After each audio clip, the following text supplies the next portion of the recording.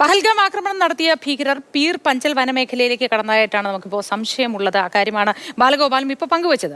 ഭീകരർക്കായി അവിടെ തിരച്ചിൽ തുടരുന്നുണ്ട്. ഭീകരർ ആക്രമണത്തിന്റെ ദൃശ്യങ്ങളൊക്കെ ചിത്രീകരിച്ചതായി അന്വേഷണ ഏജൻസികൾ സംശയിക്കുന്നുമുണ്ട്.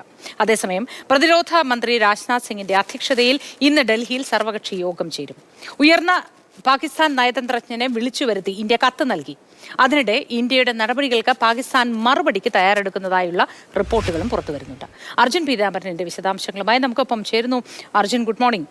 പാകിസ്ഥാൻ അവിടെ ഉപദേശക സമിതിയുടെ സുരക്ഷാ സമിതിയുടെ യോഗമൊക്കെ ചേരുന്നുണ്ട്. എങ്ങനെയാണ് മറുപടി ഇന്ത്യക്ക് നൽകേണ്ടത് എന്നതിൽ, അതുപോലെ തന്നെ ഇന്ത്യയും സർവകക്ഷി യോഗത്തിലൂടെ ചില നടപടികളിലേക്ക് കടക്കുന്നതിനെ പറ്റി ആലോചിക്കുന്നുമുണ്ട്. ഇരുഭാഗത്തു നിന്നുമുള്ള ആലോചനകൾ ഏത് തരത്തിലായിരിക്കും? നമ്മുടെ സർവകക്ഷി യോഗം എപ്പോഴാണ് ഇന്ന്? മോത്തി, ഇന്ത്യയുടെ സർവകക്ഷി യോഗം വൈകിട്ട് 6 മണിക്ക് പാർലമെന്റ് അനക്സിൽ ചേരുമെന്നാണ് ഏറ്റവും പുതിയ വിവരം ലഭിക്കുന്നത്. ഒരുപക്ഷെ കോൺഗ്രസിൽ നിന്ന് രാഹുൽ ഗാന്ധി തന്നെ ഈ സർവകക്ഷി യോഗത്തിൽ പങ്കെടുക്കുമെന്നുള്ള കാര്യം കൂടിയാണ് നിലവിൽ കോൺഗ്രസ് വൃത്തങ്ങളിൽ നിന്നും നമുക്ക് ലഭിക്കുന്ന വിവരം. ഈ യോഗത്തിൽ കേന്ദ്ര പ്രതിരോധ മന്ത്രി രാജ്നാഥ് സിംഗ് മന്ത്രിസഭാ യോഗ തീരുമാനങ്ങളെല്ലാം വിശദീകരിക്കും. മാത്രമല്ല, മുന്നോട്ടുള്ള നീക്കങ്ങളിൽ പാകിസ്ഥാനെതിരെയുള്ള നടപടികളിൽ പ്രതിപക്ഷ പാർട്ടികളുടെ കൂടി വിശ്വാസം കണക്കിലെടുത്ത് അവരുടെ കൂടി പിന്തുണ നേടിയെടുത്ത് മുന്നോട്ട് പോകാൻ വേണ്ടിയിട്ടുള്ളൊരു നീക്കമാണ് ഇപ്പോൾ കേന്ദ്ര സർക്കാർ നടത്തിക്കൊണ്ടിരിക്കുന്നത്.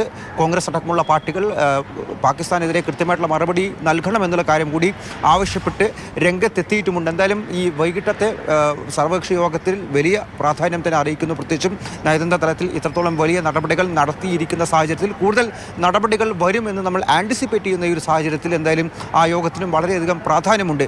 മറ്റൊരു പ്രധാനപ്പെട്ട കാര്യം, ഈ പാകിസ്ഥാൻ ഇന്നലത്തെ നടപടിക്ക് ശേഷം വലിയ രീതിയിൽ പ്രതിരോധത്തിലായിട്ടുണ്ട്. അതിന് പിന്നാലെയാണ് അവർ ഇന്ന് ഈ സുരക്ഷാ സമിതി യോഗമെല്ലാം തന്നെ വിളിച്ചിരിക്കുന്നത്. ഇപ്പോൾ കൂടുതൽ പ്രതിരോധത്തിലേക്ക് പോകുന്നു, അല്ലെങ്കിൽ കൂടുതൽ ഭയത്തിലേക്ക് പാകിസ്ഥാൻ പോകുന്നു എന്ന് വ്യക്തമാക്കുന്ന ചില കാര്യങ്ങൾ, ചില റിപ്പോർട്ടുകൾ വരുന്നുണ്ട്. അതായത് അറബിക്കടലിൽ കൂടുതൽ ഈ കപ്പലുകൾ വിന്യസിച്ചുകൊണ്ട്, അതായത് നാവികസേന വിന്യാസം ശക്തപ്പെടുത്തുന്ന ഒരു വിവരമാണ് പാകിസ്ഥാൻ്റെ ഭാഗത്തു നിന്നും ഇപ്പോൾ ലഭിക്കുന്നത്. കൂടുതൽ കപ്പലുകൾ ഈ അറബിക്കടലിൻ്റെ ഭാഗത്തേക്ക് വിന്യസിച്ച് ഇന്ന് പുലർച്ചെ 3 മണി മുതൽ നാളെ വൈകിട്ട് 4 മണി വരെ അവിടെ ഒരു പരിശീലന പരിപാടി പോലെ ഒരു കാര്യം നടത്താൻ വേണ്ടിയിട്ടുള്ള തീരുമാനത്തിലേക്ക് എന്തായാലും നിലവിൽ പാകിസ്ഥാൻ കടക്കുന്നു എന്ന് ചില റിപ്പോർട്ടുകളും ലഭ്യമാകുന്നുണ്ട് എന്നുള്ളതാണ് നിലവിൽ നമുക്ക് ലഭിക്കുന്ന റിപ്പോർട്ടുകൾ.